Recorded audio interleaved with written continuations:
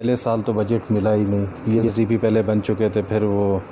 Especially جو عدالتوں کے اندر اور باقی جو پرانے جو ساتھی آئے ہوئے تھے حکومتی،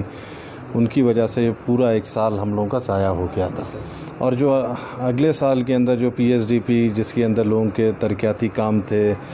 وہ بھی اللہ کی مہربانی سے بہت ہوئے ہیں، جس کے اندر ڈیرہ بگٹی میں خاص کر ڈیم پر اور ٹیوب ویلز پر زیادہ فوکس ہم لوگوں نے پانی کے پروجیکٹس پر دیے ہیں۔ لیکن پھر سے ہم لوگوں کی بدقسمتی یہ تھی کہ آپ کو پتہ ہے یہ پچھلے 4 سے 6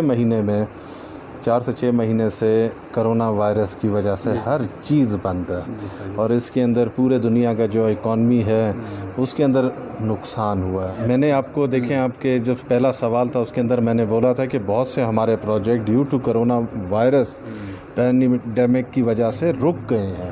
آپ کو خود پتہ ہے کہ پچھلے 4 مہینے سے سیکریٹریٹ بند تھا، اور سوئی واٹر پروجیکٹ ایک چھوٹا پروجیکٹ نہیں ہے، جس کے اندر کروڑوں کے اندر ایک بہت بڑا پروجیکٹ ہے، جس کے اندر ہم لوگوں نے اور خاص کر جام صاحب نے فل دلچسپی کر آ کر وہاں گراؤنڈ بریکنگ بھی کیا تھا۔ لیکن ان کے گراؤنڈ بریکنگ کرنے کے 20 دن اور 15 دن کے بعد ہی آپ دیکھیں کہ ہر چیز لاک ڈاؤن میں چلا گیا تھا۔ اور انشاءاللہ ہمیں امید بھی ہے، اور ہمیشہ جب بھی جام صاحب کے پاس میں جاتا ہوں وہ ضرور یہ واٹر پروجیکٹ کا پوچھتے ہیں، اور انشاءاللہ یہ مہینے میں یا اگلے مہینے کے 15 تاریخ تک کام بھی ہم لوگ شروع کریں گے جی۔ جو کمپنیوں کے ساتھ ایک معاہدہ جو شہید نواب محمد اکبر خان بگٹی کے ساتھ اور کمپنیوں کے درمیان میں ہوا تھا، اس کے اندر وہ پابند ہیں کمپنی ہمیں سن کوٹا دینے کے لیے۔ اور جو اگر آپ دیکھیں جو سوئی کے اندر ہیں سب سے زیادہ وہاں PPL اور OGDCL باقی ڈسٹرکٹ ڈیرہ بگٹی میں کام کر رہے ہیں، اور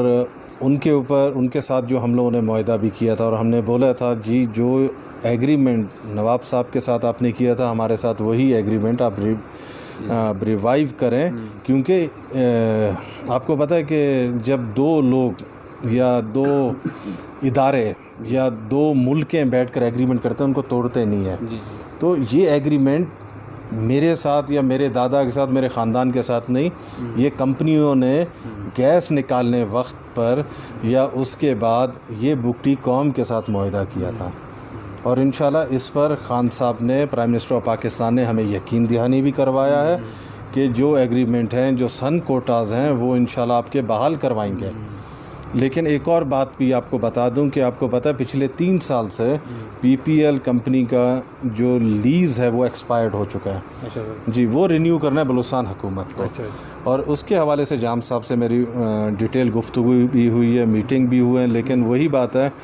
کہ کرونا وائرس کی وجہ سے ہر چیز لاک ڈاؤن تھا۔ ابھی آپ کو پتہ ہے کہ ہفتہ پہلے ہی ہر چیز کھلا ہے، اور انشاءاللہ ابھی جام صاحب گئے ہوئے اپنے نجی دورے پر، وہ واپس آئیں گے، اور انہوں نے مجھے یقین دہانی کروایا کہ ہم لوگ بلوچستان حکومت کی ایک وقت اور وہاں فیڈرل حکومت کے ایک وقت بیٹھ کر PPL کا مسئلہ حل کریں گے۔ اس کے بعد آٹومیٹکلی جو ہمارے سن کوٹا ہیں اور ڈیتھ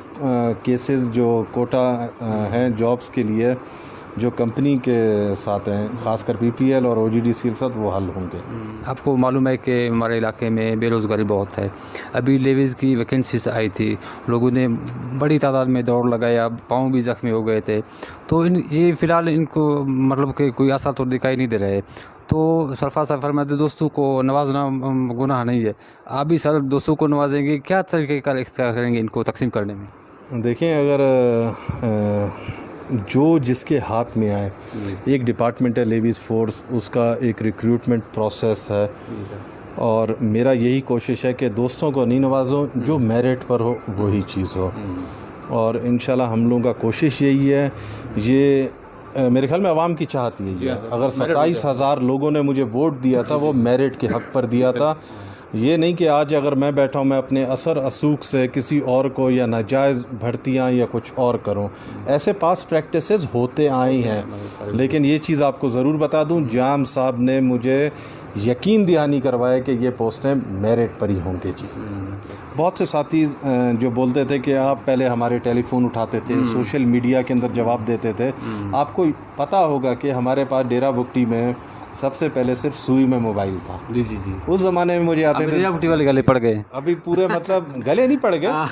पहले 200 फ़ोन आते थे, अभी 2000 आते हैं, अभी पूरे डिस्ट्रिक्ट से आते हैं, हर जगह टेलीफोन है, अभी मोबाइल नेटवर्क खुले हुए हैं। तो इसकी वजह से हम लोगों को जो आवाम के मसले मसाइल हैं वो मैं जानता हूँ और मैं कोशिश कर रहा हूँ कि वो मसले मसाइल हल करूँ।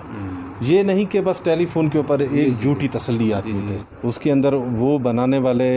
उनके ज़िम्मेदार इंजीनियर्स हैं और अल्लाह की मेहरबानी से वो डैम को सुराख होकर पानी नहीं निकला।